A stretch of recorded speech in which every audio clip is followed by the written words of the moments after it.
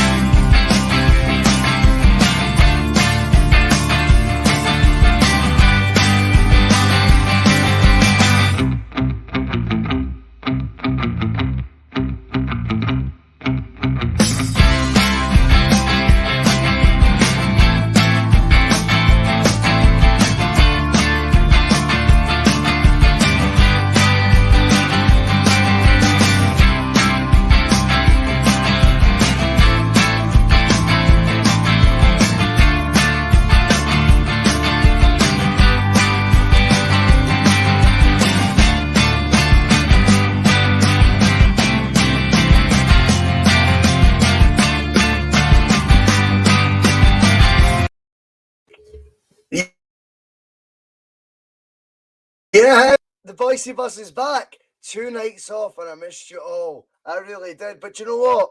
Every single one of us was basking in the glory of what was a very uneventful game on Wednesday. And, you know, you could call it business as usual. However, it's time for the Double Doon Show. The Double Doon Show, the most important thing about this show will always be the viewer comes on the pod, comes on the bus, whatever way you want to describe it, this is how we roll. I've got airs of graces. Everyone's realising it. I'm not up my own arse. I want the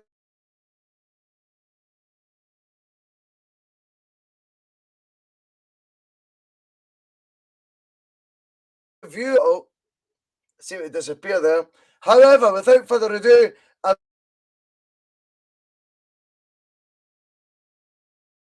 to join us. Oh, what's happening here? I don't know if my Wi-Fi keeps dropping. Apologies. But the beauty tonight is Steven Thomson, who's going to join us, was actually a regular in the Boozer. And I had no idea was watching the Bhoycie bus or was on the Bhoycie.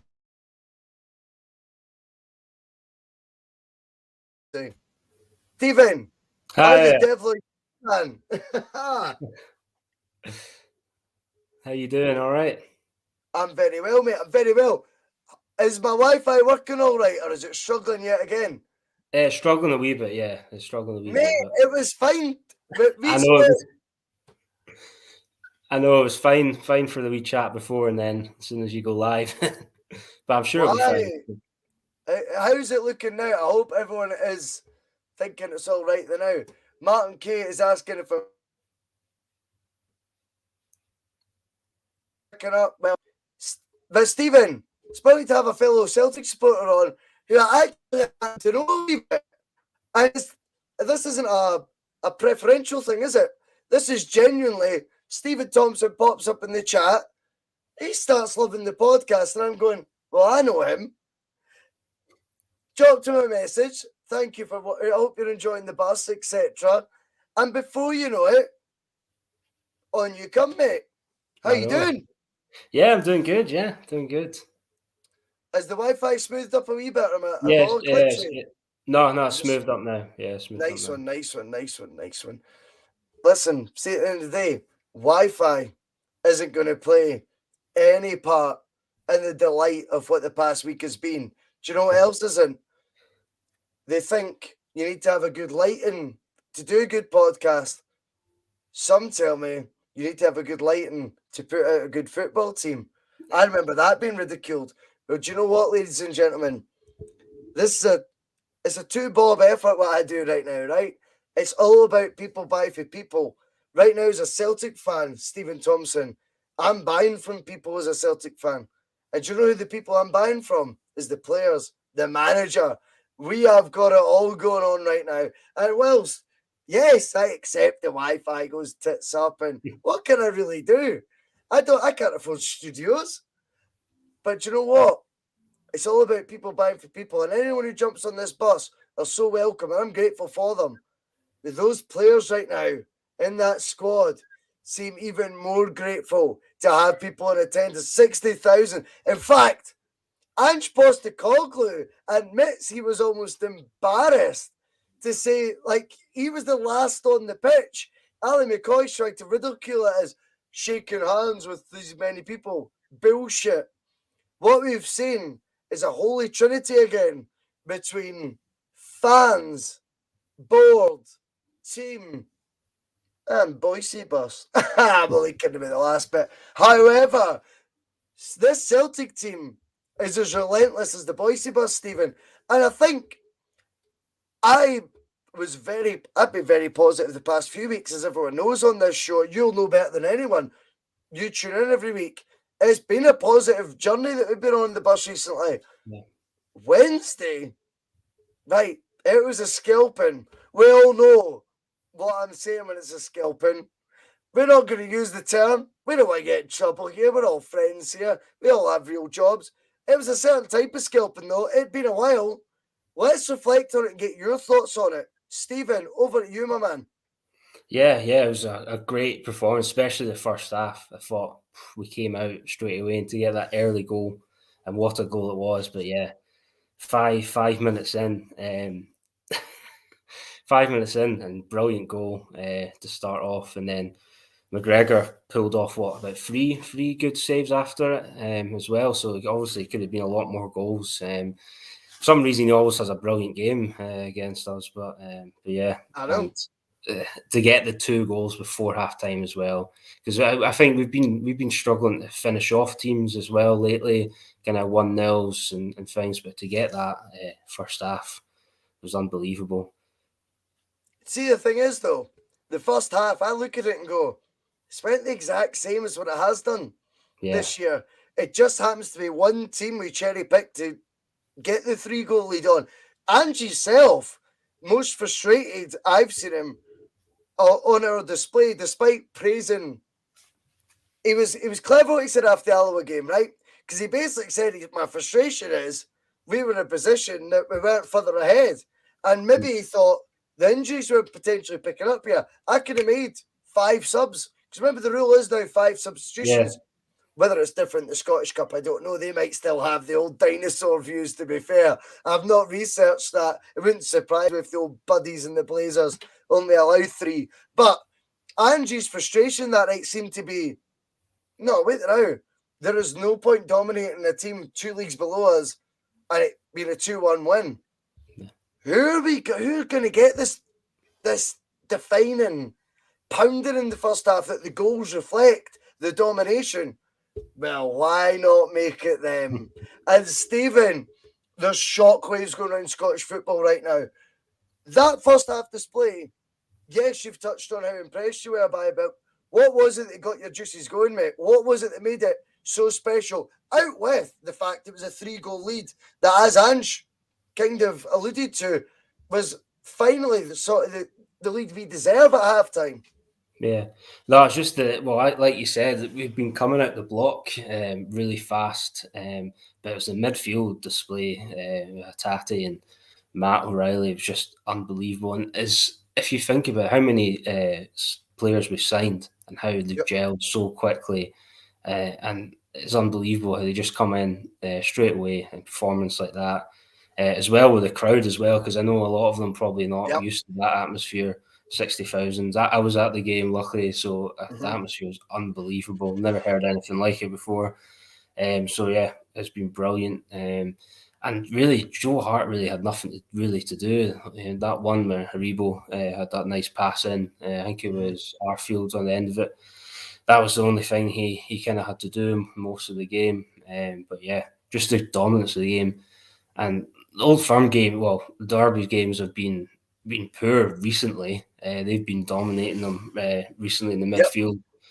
The whole worry before the game was McGregor going to play, because obviously beat on with a red card. So, but yeah, it's been brilliant display as well deserved. It's been a good week. Yeah, it's been a good week. It's been a good week. On a somber note, and as I always say, every passenger means a wee bit to me. You know, I tend to have private chats with a lot of people who watch the show. Paul McFarlane, none less so now. He's wishing us all the best for the show tonight. Now, Paul lost his. Paul dropped me a message 2 days ago to announce that, to let me know that, his mum had lost a long health battle. And he'd let me know, the past few weeks had been difficult and the bus had been a bit of solace for him. But Rose McFarlane lost her battle just only 2 days ago, and Paul wanted, he just wanted everyone on the bus to know it was, that we're all thinking of him, we all care, and I'm good that way, like, it's not that it's about me in any way, shape, or form. I just mean, when you come on this show, you're in the comments. I think about every single one of you, and anyone's dropped me a message, I always want to speak to you. There's not one person I've never replied to. Paul's story really touched my heart. His mum, a huge Celtic supporter, actually was suffering in her final days, and every single person I can speak for once, and it's the only time I'll say this, I will speak for the whole Bhoycie bus. Every single person watching that, our thoughts and prayers are with you, Paul, your family, and of course with Rose McFarlane, and God bless you all. And with that, we will move on, because that's what the Bhoycie bus does. It doesn't stop, and Paul understands that better than anyone, but I wanted to get that in. I always was going to, but just when he's commented there, I thought, right, we'll do it now, because I know he's in our company right now. There was a plan to do it later, but anyway, that's all good. We will move on. We will get back to the football, because that's what we're here to do, Stephen. Sadly or not. Now, Edward Diver is showing a wave of optimism. Could this be the best Celtic side ever? I'm not going to subscribe to that. But what I do find a lot of people saying, as opposed to what Edward's saying, and I will be intrigued to get your thoughts on this, Stephen, because you're a wee bit younger than me. I'm sure I served you your first pint of beer, if we're completely honest. I think it was, if my memory serves me right, your eyes lit up as you came to the bar, and I was doing a 4-pint pitcher for a discounted rate. Is that accurate? Yeah, that is accurate, yeah. See, I never forget, mate. I never forget. Now, what I would say about this Celtic team is, certainly not the best Celtic side ever. We've got nothing to measure that on yet, other than a League Cup, which should be folly. Is it a lot of teams' favourite Celtic team ever, though? Favourite is a huge difference to the best. And that's why I'm exploring Edward's comment here, because, see, for me right now, there's a lot to favouritize, if you like, about the team. There's a lot of positive vibes. Now, I'm going to give you my favourite Celtic team was always Martin O'Neill's. And it's not just for Henrik Larsson. It was the fact they were just so hard. I love the fact they all got it straight away. They were all seasoned pros. Every one of them, that whole team seemed to be there 29, 30, 31 years old, all at the same time. They were, I loved it. My next favourite team is under Neil Lennon. And it's the season we didn't win the league. Remember, we lost it by a point. Yeah. But that 3-0, ironically, thumping we gave them, that was see, when Izagiri was Roberto Carlos for a year, and Beram Kaya was this little tiger in midfield who wasn't even a first-team regular all the time. We were just such an exciting team. I completely resonate with people finding this Ange Postecoglou already, albeit nothing's done, and Ange would be the first to remind us. But in terms of best team, we're gonna switch that. But are you watching right now, Stephen, one of your favourite Celtic teams in your Celtic sport history already? Yeah, I would say one of the favourites, because it's so exciting. Football, as Ange said, I think the first kind of video done, they did like a media video that they don't stop until the game's basically over. So that I love that kind of style of football, and it's attacking. It's nervous as well, kind of playing at the back all the time. Some tight. It's quite tight, but going forward, and the most important thing, the players that he's signing are unbelievable, and they're gelling so quickly. But yeah, the style of football has been brilliant so far, and he's definitely got eye for a player anyway. Mm-hmm. There's a lot to be excited about. That's the thing, and there's a few elements I think from we take for Wednesday that are really exciting. That's the fact we've not seen Itati and Kyogo even together yet. Yeah, that's true. It's the fact we can do that. There's a hilarious narrative going on. We're going to discuss them later because I've got a good point to make about all that shite as well. But what I'm loving about Celtic, it wasn't just Wednesday. Celtic right now beat teams in the first 45 minutes. What does happen if you were to get that to turn into 70? The Holy Grail, 90 minutes. And I also think as well, Rangers, for me as a team, have done very well in Europe the past couple of years. And I want to know your thoughts on this. With the Conference League coming up, should Celtic be optimistic if they can do that to a team that, let's be honest, has held their own in the Europa League the past 2 to 3 years? Whether we like it or not, it's a fact. What do you think Celtic could do in this Conference League this year?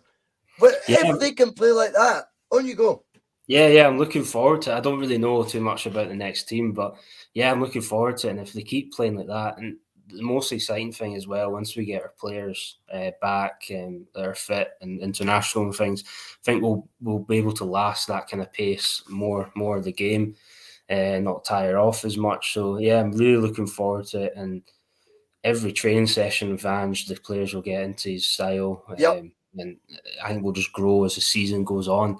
And I think Ange teams usually tend to finish the season really strong as they buy into the methods and things. So, yeah, I think it's going to be exciting competition. I hope we can go far in it. Me too. Now, we're not going to overindulge on Wednesday, but I'm going to talk about one player. It'd be easy to talk about Hatate. I actually think Giakoumakis deserves a credible mention. See, I wasn't meant to do this, but I already am. Right. But there's one guy I want to talk about, and it's Callum McGregor. Now, for more reasons than just what he did on the pitch, we've seen two sides to Callum McGregor that I think speaks volumes of Celtic captain. Right? Now, one of the quotes is hilarious because it's happening during the match. If you picked up on that live at the time, my doff my hat to you. That is impressive. But when you see it back, it is incredible. You're going, I instantly went, has he always been doing that? And just because Scott Brown was so obvious he was doing it, or is Callum McGregor morphing into almost like Scott Brown on the pitch, but also with his other quote, it kind of marries up with Ange Postecoglou's incredible quote this week. Now, we'll go through them. I'll paraphrase, because guess what? I don't do notes. I've not got them in front of me. It took all the effort of me after my work today to get 6 questions and a flipping question sorted for the Double Doon quiz, which Stephen doesn't want me to remember. Now, one of the quotes is easy to remember. Shite bag. He says it twice to Borna Barisic when the guy's on the ball.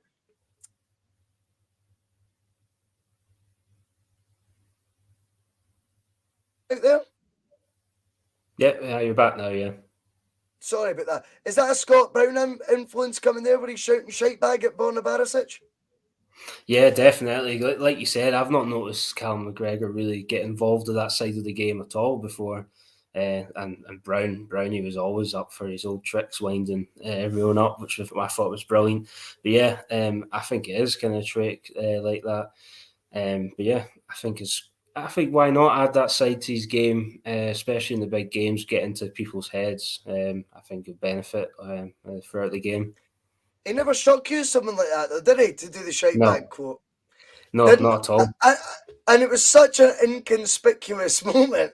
It's not when Andy Halliday has a grip of Lustig and the shirt's getting ripped and Brown's obviously an animated guy then, or other examples, fans coming on the pitch and, you know, that gets kind of brushed under the carpet. But anyway, what I would say is if that is now Callum McGregor's on-field persona, he measures it perfectly off-field.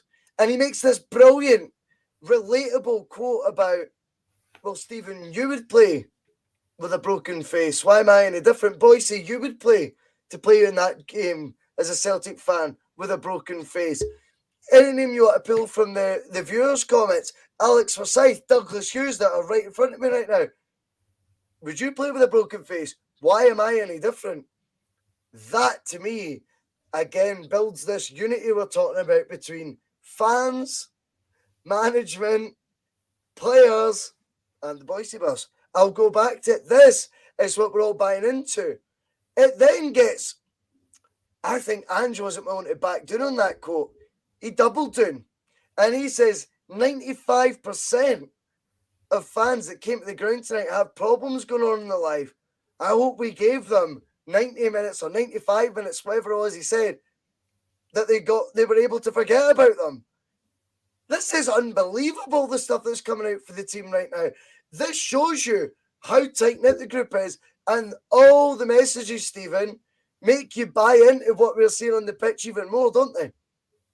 Yeah, definitely. And I think that's got a good part of why they're all gelling. The players coming from Japan and things just coming in straight away in the deep end and are getting on well with the team shown on the park. But yeah, great comments from both of them. And I think, yeah, it's all working out really well for them both, yeah.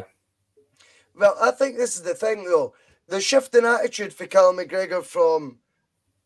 I wasn't convinced he was going to be that captain material that we thought. I don't know if the mask has played a part, or maybe Callum McGregor's been hounding players like that the whole time. Because Brown was so much more obvious.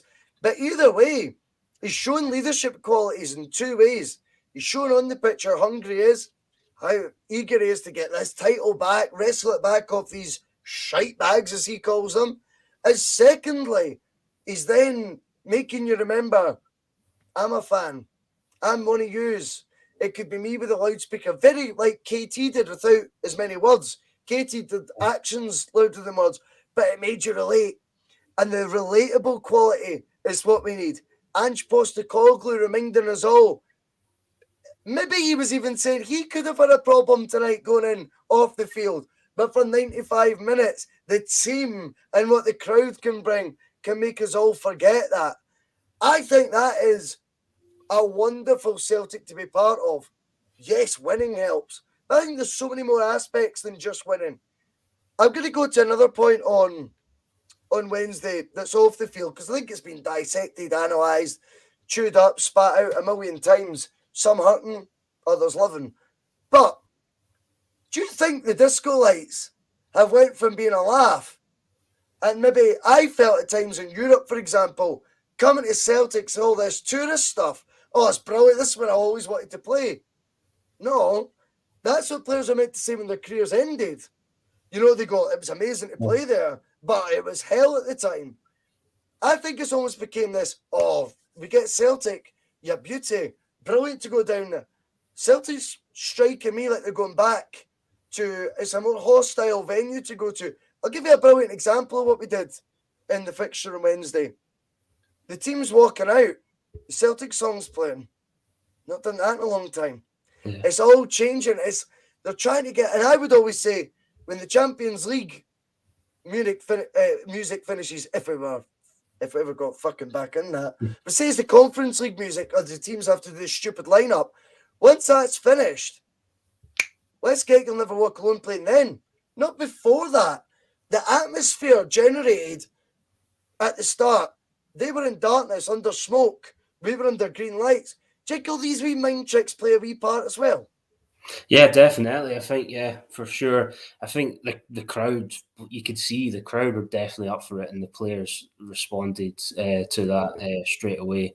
And yeah, it gets their energy flowing, really up for it. And I always say the Rangers team, especially now, I think they panic with big crowds. When I watch some of the Rangers games, if they're not performing that well or it's getting into the end of the game and the crowd turns on them and then they start doing silly mistakes and things. So, yeah, I think the crowd makes a massive part in the disco lights. And yeah, as you said, it was a laugh at the start because we were meant to get it for the Champions League and then that didn't really work out. But yeah, I think they turned out really good and it gets the crowd up for the game anyway. Yeah, and you look at the fans' involvement. I mean, the Green Brigade might divide some people, and I get the reasons why they divide some of the fan base, to be completely honest. Not for me to dictate right or wrong. I like just watching the whole thing unfold, But the atmosphere they generated as well, it was hostile, and there was something I found very interesting. The opposition decided to warm up right in front of them. Now, if you're going to do that, you can't line up as this team did, which was set off. That's an aggressive stance to take. If you're going to warm up right in front of the Green Brigade, surely that's a team you're setting up to, right, we're ready to go. Let us out the chaps. They were the polar opposite. Things like that.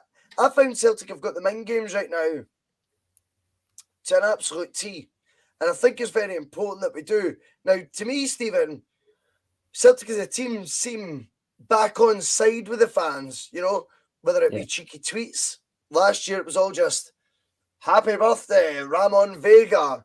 Happy birthday, Fortuny. Players that were irrelevant. And it was almost doing your boxing.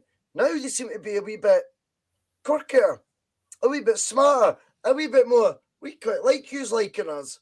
And we're actually we're gonna double down on that, if you like. Now, the addressing of then even people like Chris Boyd, for me, that doesn't happen last season. All of these wee things are actually building unity. And I don't think I'd go as far as saying this is a Jose Mourinho siege mentality we're trying to create either. I think it's more like this holy trinity of optimism that Celtic are kind of forming here. And also with a caveat of cross us and you can fuck off and we're going to call you out, which is refreshing, I think, to see as well. When we think of 8-point plans, I said this a few weeks ago, as you know, 8-point plans, we were so quick to point and laugh, and I thought, well, where's Celtic's even 1-point plan with the amount of decisions that went against them? Yeah. Now everything seems proactive from the team, the management, Celtic Twitter, and now the Celtic board. And they are addressing, as we speak right now, the Chris Boyd stuff. I want to know your overall thoughts on it, and then we'll delve a wee bit deeper into, the class clown Chris Boyd. Yeah. Well, first of all, the comments, this is terrible, isn't it? But I'm not surprised he would come out with something like that. But yeah, I'm so glad that the board are addressing it, and they came out and for once they've came out and communicated with the fans, kind of saying, look, this is what we're going to do. We're going to look into the comments. But yeah, terrible comment from Boyd, but not surprised at all that it came out of his mouth. No, we're not surprised about that. But I just want to think, just cast your mind a year back. Think about how the negativity was, though, Stephen. If we said happy birthday to someone now, we'd all be up in arms going, yes, happy birthday to you. Is it all as basic as Celtic are gathering 3 points, Stephen? Or do you think it's just Celtic as a club have given the reins to the manager? They're not trying to, dictate who we sign. We're not trying to, and they've given the reins to the manager. It's working. They're now jumping on the back of that and going, do you know what? We can be sound as well. Or is it a case of when things aren't going your way, you look at all the hierarchy of a club and you want to, that's not right. Well, that's not right. That's not. Look at that's been no right for years. Where is all that debate now, Stephen? Is that because we're being slightly naive because of, as I say, the product in the park and the fact we've just went top of the league? Or is it just the fact Celtic have finally listened and are actually giving a fantastic manager the tools to do his job, and are actually going, do you know what? Rather than antagonise the fan base, let's embrace it.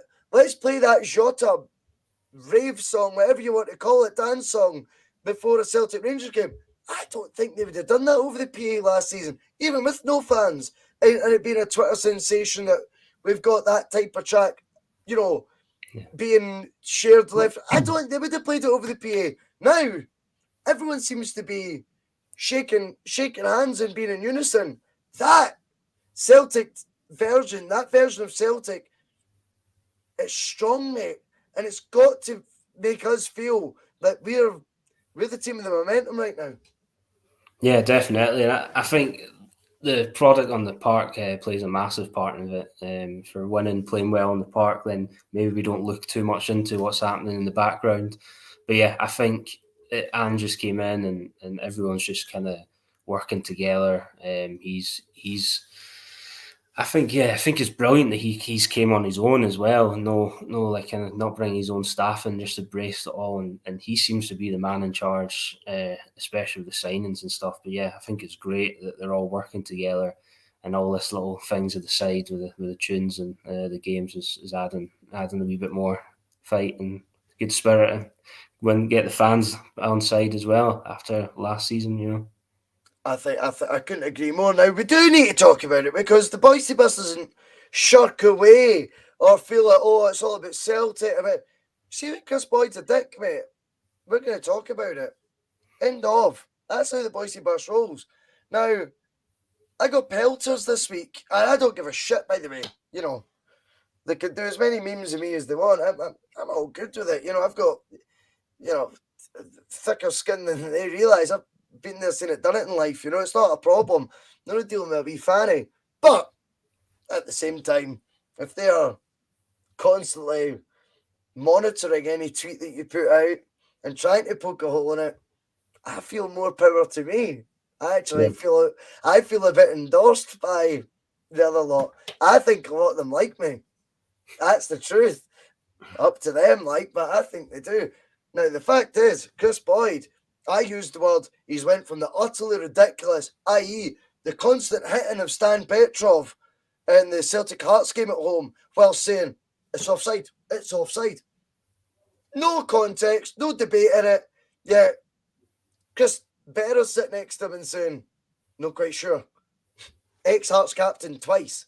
And saying he's not sure. And yet he just wants to slap Stan Petrov because his shit opinion is getting no reaction. And his banter's getting no reaction. Well, that was all very well and good. And it's all jubilant whilst things are going Rangers' way, i.e. the attempted fist pump with Shea Given whilst Aaron Ramsey's announced. And it's all fist pumps. This second the results aren't going our man Boydie's way, we see a different tone. And I don't give a fuck whether folk think the word dangerous is, oh, it's a bit dramatic. I'm sorry. What is he insinuating when he says no one tested a face mask or the face mask? We all know whose mask is, Callum McGregor's face mask. He's now saying it was about no one got close enough to him. It's not close to the wording he used. Yeah. How long does this guy get a blank canvas by the Sun, by Sky Sports, before it goes from the utterly ridiculous to the dangerous? Are Celtic again right now curry in favour with you, Stephen, because they're calling it out? Yeah, definitely. I'm glad they are calling it out, but yeah, I can't stand him. I've never really got just don't like the guy at all. But yeah, to be honest, I don't watch much of the football on Sky mainly because of him. I think he's just irritating, and I think the Scottish kind of pundits they put on is especially him is just a pain. But yeah, I think they need to. I don't know if Sky or Sun are going to do anything about it, but they definitely need to come out with some kind of statement. Or I don't know I don't think he'll lose his job or anything. I'm not sure. No. But they need to come out. They need to come out and say something or nip it in the bud. Definitely. But yeah, I think the most important thing for me, Stephen, is Celtic are acting on it now. Yeah. We're just going, because the more you give this twat carte blanche, the worse this will get as their results keep going down the tubes. And we'll talk about that because post-Christmas fever is something that's hit them year on year, bar last year with no fans. Football with fans is nothing. I am telling you, and there's I've watched this brilliant debate right now, and I backed Aaron Ramsey, for example, get signed by Rangers is a wonderful signing. I got pelters for Celtic fans for that, and that's fine. I mean, to me, I would have loved that to be Celtic announcing him. I'd have went, oh, for what? No wages, £2 million. Who gives a yeah? Go for it. Like you know, him and his days shit hot. Why can't we just say that? But the flip side is when other people are then idiots or where Rangers are rubbish, we call that out too. Now, the fact of the matter is, he has been given this, as I say, blank canvas, and the point scoring then becomes, you know, well, Chris Sutton's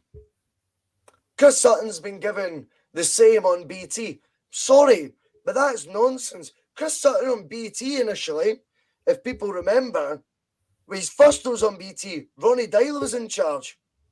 Yeah. Chris Sutton didn't say all that good things about Ronnie Dyler if we all cast our minds back. In fact, Chris Sutton was getting pelters from Celtic fans at the time for being over negative. This guy bats straight and just happens to be a wee bit sharper. Now, what then happens is you see the debates, and I think social media, I like to address it on the Bhoycie bus because I think it's a huge part of everyone's life. It's not just all about Celtic Rangers business, Stephen. It's not, whether we want it to be or not.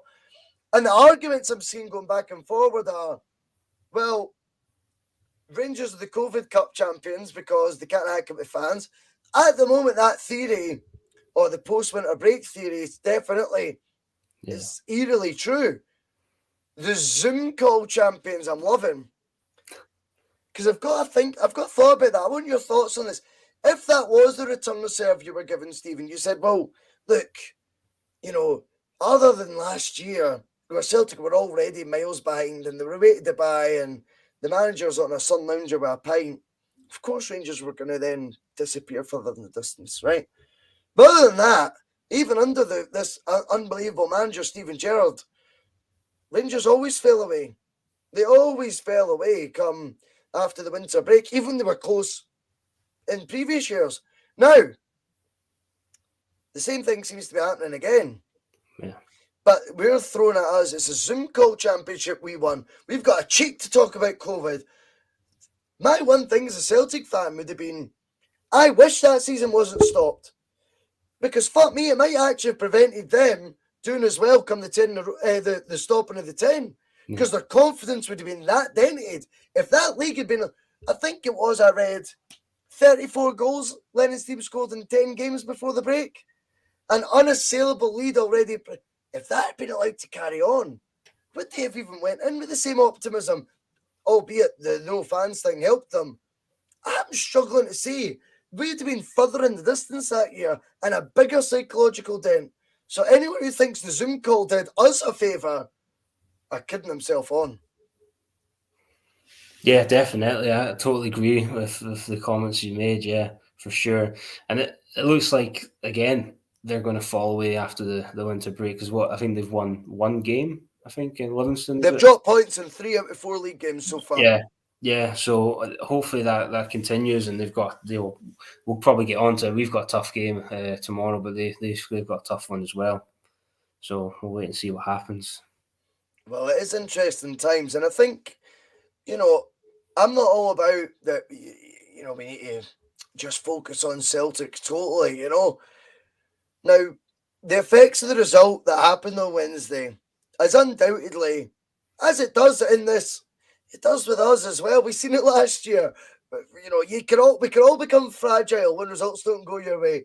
The aftermath is very interesting though with our rivals, and we need to focus on our rivals slightly. Now, everyone can say it's all about what Celtic do, and I think in that first 45 minutes, you put Steven Gerrard's team at its best, and Celtic finished that first half 3-0 up still. Yeah. It's just a fact. Okay, Borna Barisic, you know, might not be sitting on his arse, but the other aspects of that game, they wouldn't have been able to live with that Celtic first half display. It's not bias. It's not bias. It's the truth. Yeah. You know, it's the meat and bones of Gerrard's team, minus one red hot right back who's not played a game for Everton yet. You know, that's all they're down with a guy for Juve and a guy for Man United signed.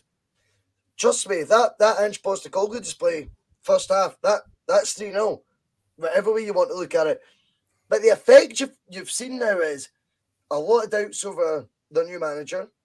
You're seeing two fullbacks who look tame, timid. They don't like defending. We all knew that. Yeah. Now, the madness that comes with all this, of course, will be Celtic will run away with it now. Rangers will fall apart.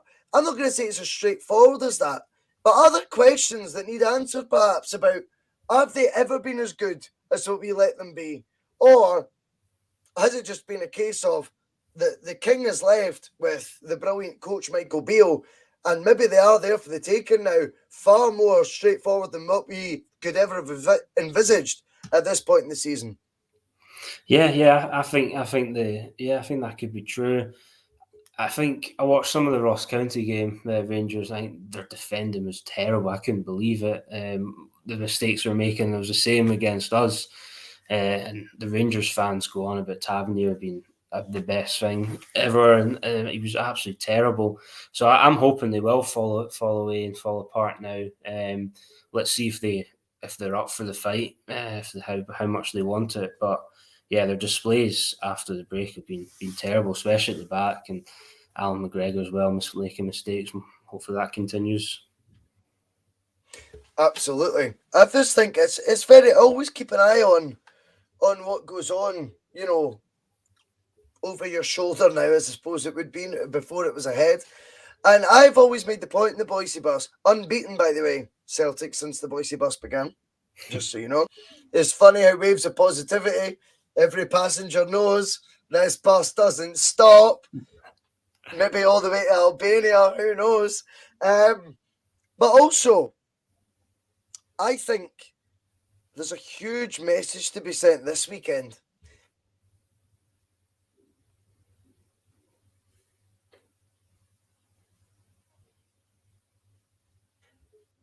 Are we back? I think it's my Wi-Fi, mate, as always. I don't have a fancy studio. Can you hear me okay? Yeah, you're back now, yeah. Sorry about that, mate. Apologies, it's my end, mate. It's my end. Motherwell looms. Now, there is no point in going top of the league for 5 minutes. Yeah. It's essential we lay down another marker. And again, talking about quotes, made this brilliant point. He goes, well, our target, mate, wasn't really to be top of the league in February. That target hasn't been achieved because the top of the league is when it matters. Well, there is no point in such a convincing win midweek, such a hard-fought win at Tynecastle, if you're then going to blow it right wide open again in an away match at Fir Park. Alternatively, positively, go smash Motherwell. And what would that take us? 4 points clear. We're a point clear there, we? Yeah, point, yeah. Yeah. So 4 points clear that would be. And then say, Robbie Nielsen, over at your team to go to Ibrox, and maybe the referees might be on your side, Robbie, for once in your life. And it might be he's the most greeting-faced bastard ever. But, like, you know, you start looking at this alternative reality going, they're 4 points behind, and I've always made this point on the bus. Can you hang, Rangers? Can you hang under pressure? I never said they couldn't. What I said was they've never been really tested to. Whenever they were under pressure, when they were chasing, they collapsed. But as a leader, can they handle it? So far, they can't. Imagine them 4 points behind going into that game against Hearts on Sunday. And that's why Fir Park is so crucial, isn't it, Stephen? Yeah, definitely. And coming off from a massive high on Wednesday and then got to pick yourself back up for this tough away game. It'll be quite physical, I imagine, as well. So wait and see. But yeah, it's a massive game. And I quite like it. We're first, so then we can go on, hopefully get the pressure on Rangers. They're the later kickoff that day. So yeah, massive game. Hopefully we can go in and finish it off in the first half again as well. That'd be ideal. Well, again, I think Motherwell will be bracing themselves for a first half display. I mean, obviously, you never know.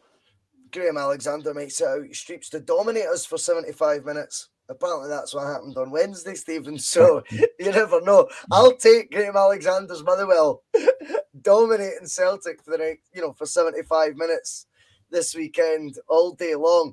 What I will say is, Motherwell won't be straightforward. These away games never are. And you know what?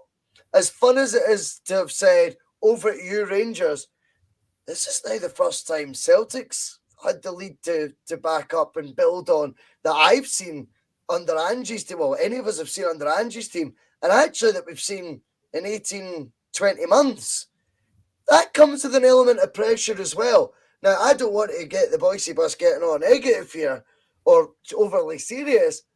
I would like to think we've got guys that are just ice cold, like Katati, who just don't get fazed by these things. But the reality is, holy shit, it's the first chance we've had to set a wee benchmark of our own. Yeah. Now we've done the grafting to get the rung above on the ladder. We've never went, that wee bit ahead and left them chasing. Since that 9 in a row incredible era, will we take advantage of it? Yeah, I think we will, yeah. I think Ange knows what he's doing. He's brilliant in the media. I think his team talks and things will be brilliant as well. So I think, yeah, and Callum McGregor, he's been around a long time, so he'll get the everything sorted in the dressing room and stuff. I don't know if you've seen, but after the game against Rangers, when the final whistle, all the players were getting really excited. He was kind of calmed down. It's only one kind of win. And we all know what Steven Gerrard's reaction when they beat us at Parkhead a wee while ago, and then like they won the league, and then look what happened after that. So yeah, I think we'll hopefully get the business done. And Motherwell, it will be a tough game. I think they've struggled as well after the break, winter break as well, because they've been playing quite well, and obviously losing Tony Watt. I think he's signed to Dundee United now, so hopefully it'll be a straightforward game, but let's see what happens. A straightforward game that also has so many implications. It's that whole return to serve thing. How are they then going to deal with going to or having Hearts or visit them when we were to have a convincing win and they go shit. Yeah. I just want to see how they hang. Celtic have to not back down but double down, Stephen, on that result midweek, and I am very confident that they can as well. Yeah. Very confident they can. And David Kelly comes in here, very interesting. I'm going to just read his first sentence. If we stay close to injury-free, we won't be caught. It's a fucking great point. I'm going to tell you, I've not even read the rest, right? The injury-free bit means, or international free, you could caveat it with, is Rogic, Turnbull, Kyogo, Julian. Yeah. Like, Stephen, these are guys. One cost 7 million. One was the hottest young player in Scotland. One's the top scorer in Scotland. One's Tom Rogic, who plays in slippers, which just to give everyone like a fair shout.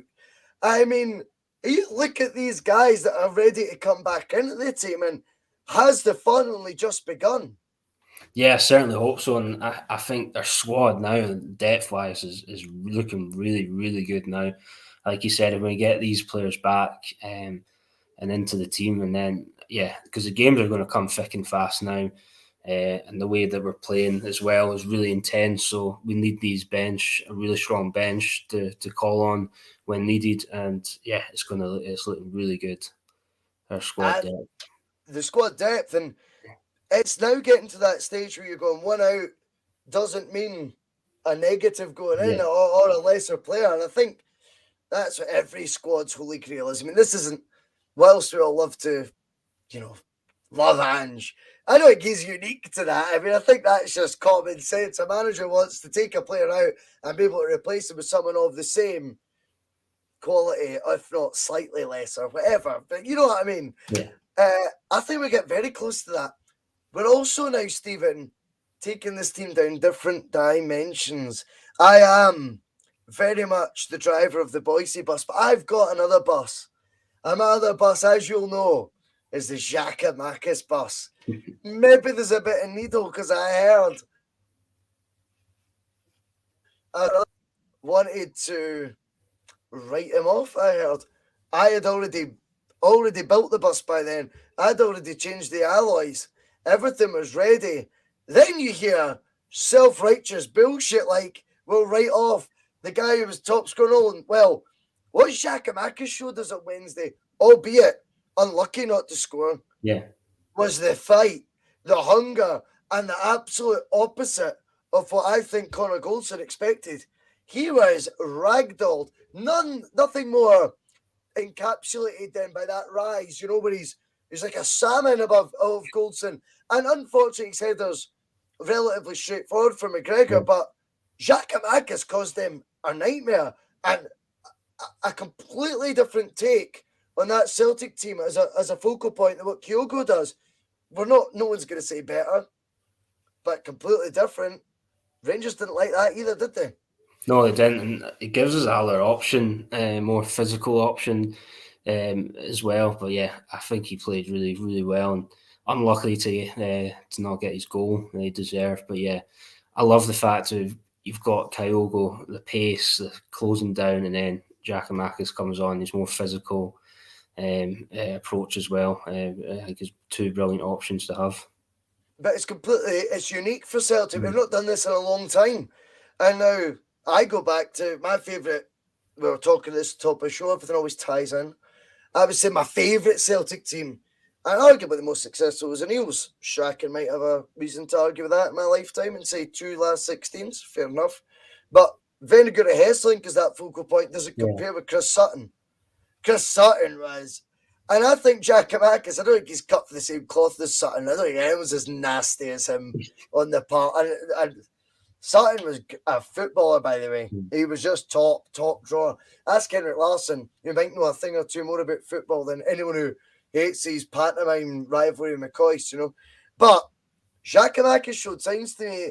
He's hounding down the players. He's wanting to almost overly physical. Yeah, he's committing a foul, but he was never getting booked for it. Letting Goldson know I'm there.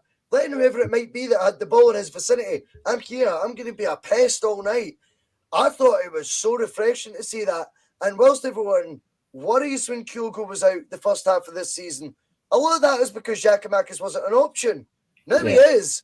That eases the pain of that. And Giorgos gets a lot of love on the double-decker Bhoycie bus or the double G bus, whatever you want to call it.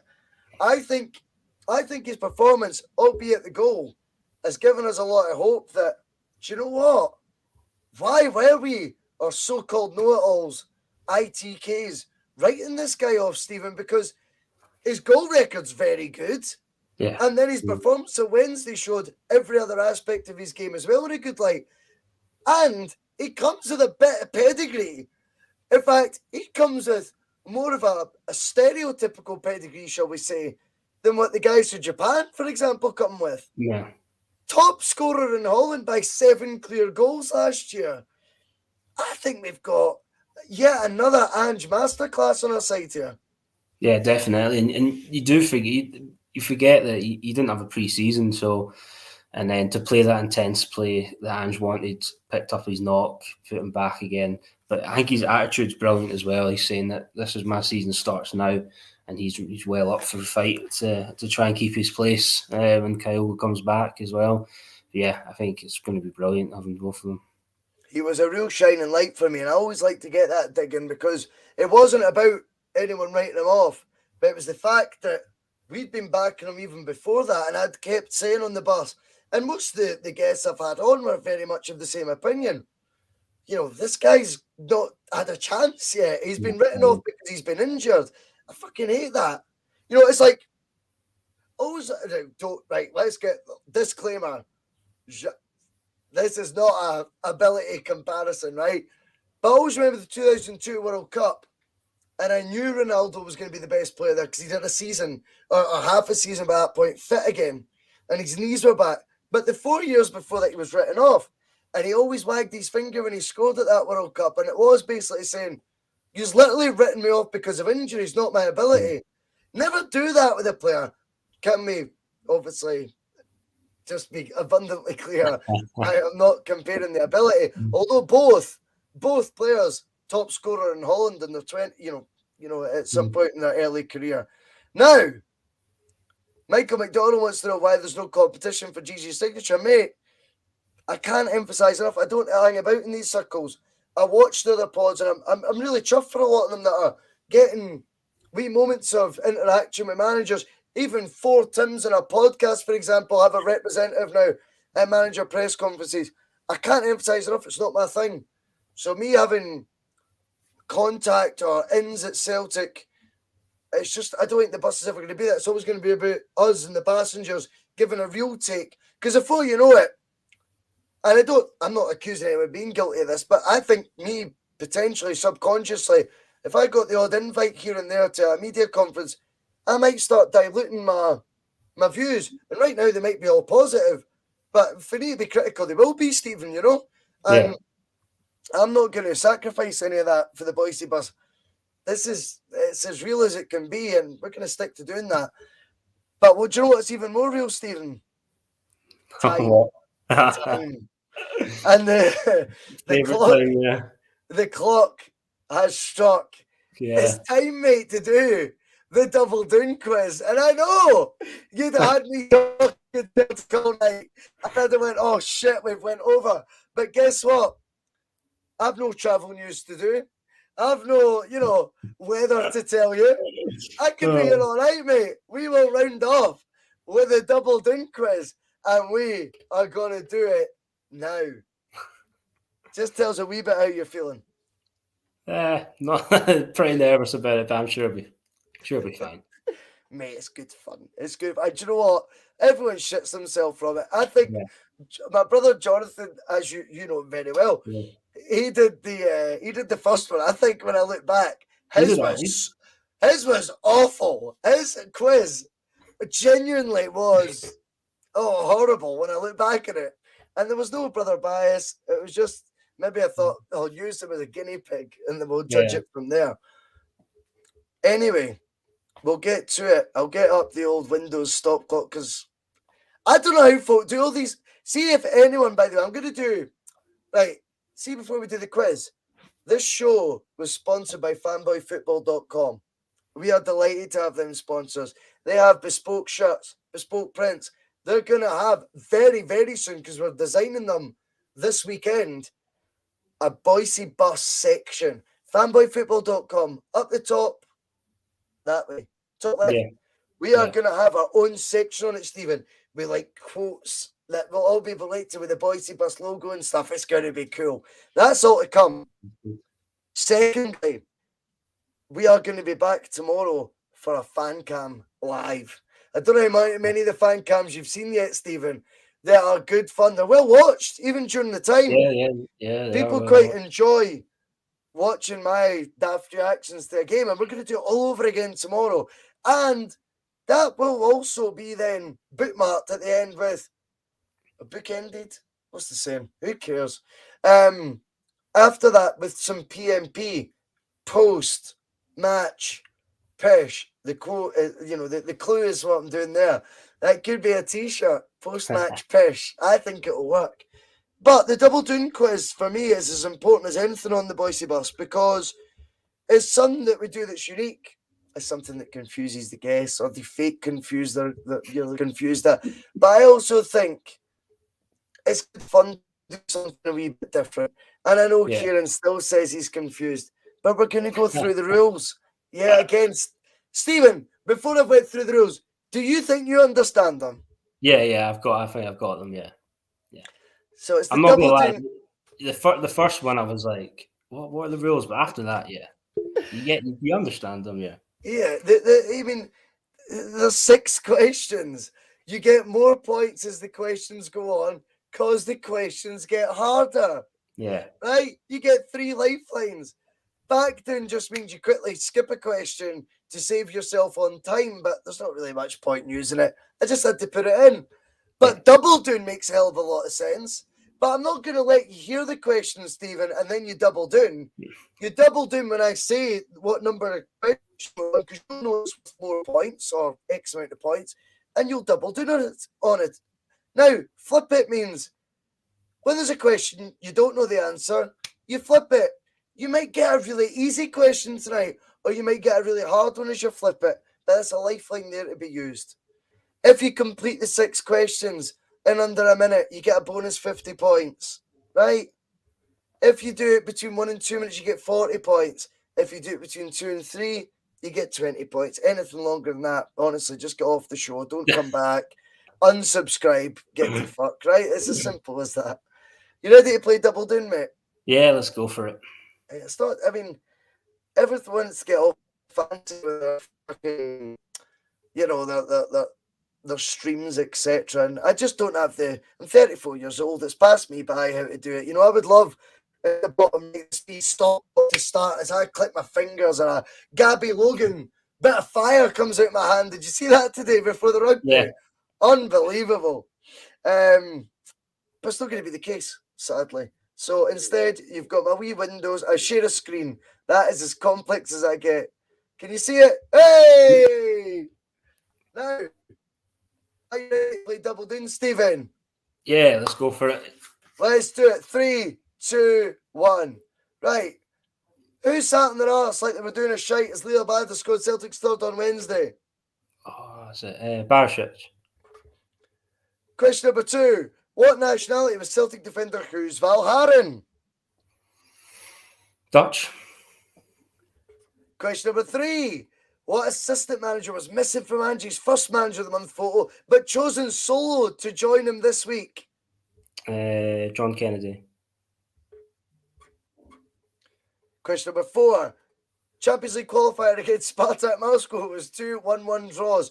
Who scored for Celtic in the away leg? That is tough. Samaras. Oh, what shot number did David Marshall wear for Celtic? I've killed you here, mate. 48. Double down for the next one. Yep. Name. Do you know what? Name one out of the 3 players who missed a penalty against our rivals in the 2016 Cup semi shootout. One. 2 of them still play for us. 1 just left. Brown. Scott Brown. Good, mate. Now, stop, and we get another 40 points. Fucking hell, mate. Now reading it back, that was tough, right? I know. Come on. I actually feel a bit bad. That was tough, though. It was tougher than you think. And maybe I was hinting at that when I was saying about Jonathon. Right, we'll go through the questions, all right? And maybe you might kick yourself with a couple. Yeah. Barisic, for me, you took far too long for, right? That was easy peasy. But you get 5 points anyway. You don't need any rules for not getting 5. Question number 2. Scotland as well at that time. I know you're a wee bit younger, but I think Valharen Belgian was gettable. Nah. You said Dutch, which isn't too far away though as well. This one, relevant photo.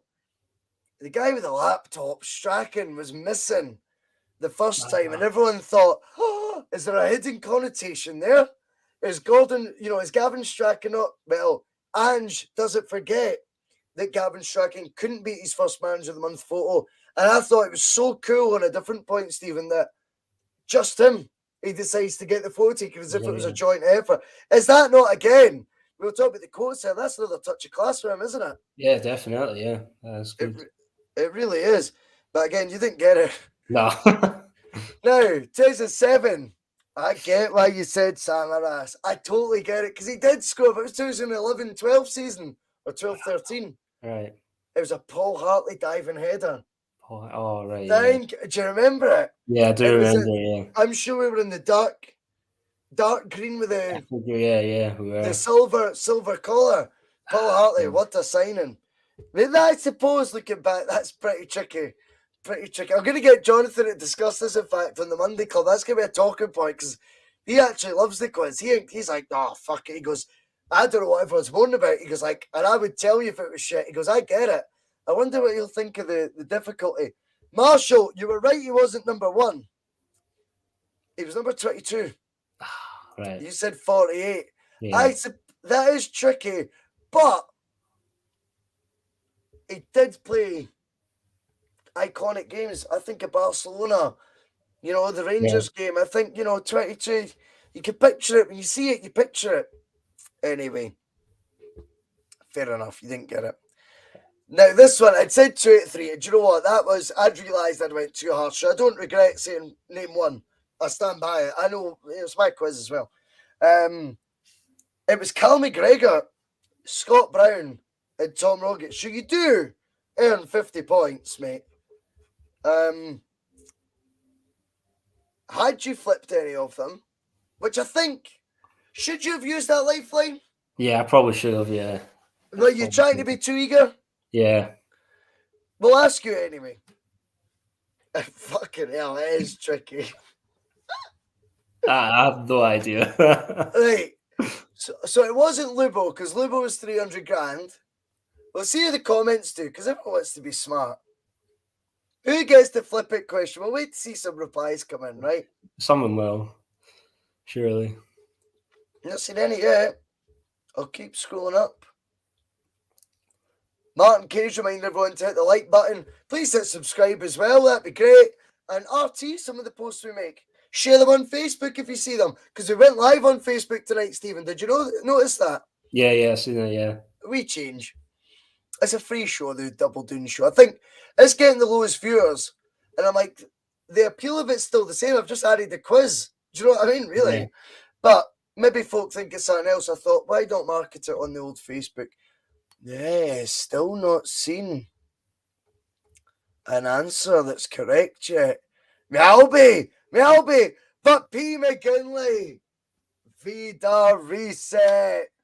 Well done. Well done. But you did get it between 1 and 2 minutes.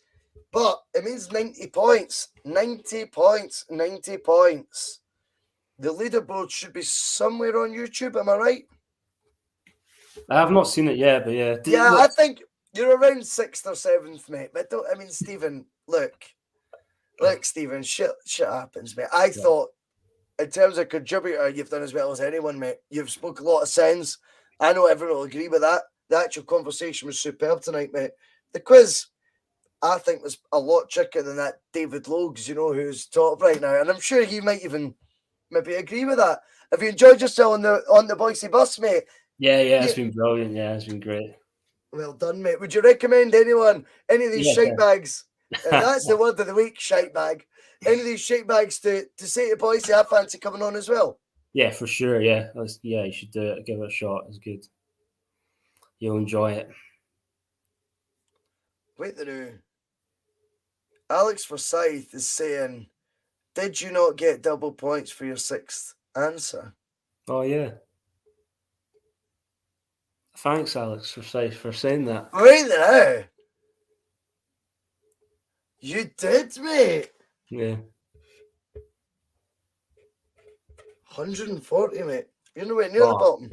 You're not winning. I'll take that. I'll take that. But that was ballsy to go double on the last question. Yeah, that was my plan. Just might as well go for it. Well, Alex Forsyth is wearing the Shawn Michaels special guest referee attire right now. He's at Hell in the Cell right now, doing that in the black and white vest, going, wait now, we need to do a recount. I love that. Anyway, Stephen, brilliant to have had you on the Bhoycie bus. I'm delighted you've enjoyed yourself. Everyone in the comments, yet again, it makes the bus what it is. P. McGinley wants to remind us he's coming on the 18th. We've actually got the next 3 or 4 weeks all booked up. It's amazing. But please get in touch if you want on. I want the viewers on. This is what it's all about. This is what builds a community. It's not about an us and them. The Bhoycie bus is part of everyone's life. You get a part of the bus. Stephen, anything to add before we go? No, that's it. Great. I've enjoyed the show. So, yeah, it's good. Hope everyone's enjoyed it. Awesome, my man. We will not be leaving a Saturday night show without hearing Chris Sutton's dulcet tones. Yeah, I'll see you all later. See you later. I'll be back tomorrow. We will be doing Fan Cam Live, then post-match press. Steven Thomson, absolute legend. See you all later. Comments about me deliberately trying to cause controversy. Well, I work in the media now, and you've got someone sitting there next to you who's an embarrassment to the media profession. He's an apologist.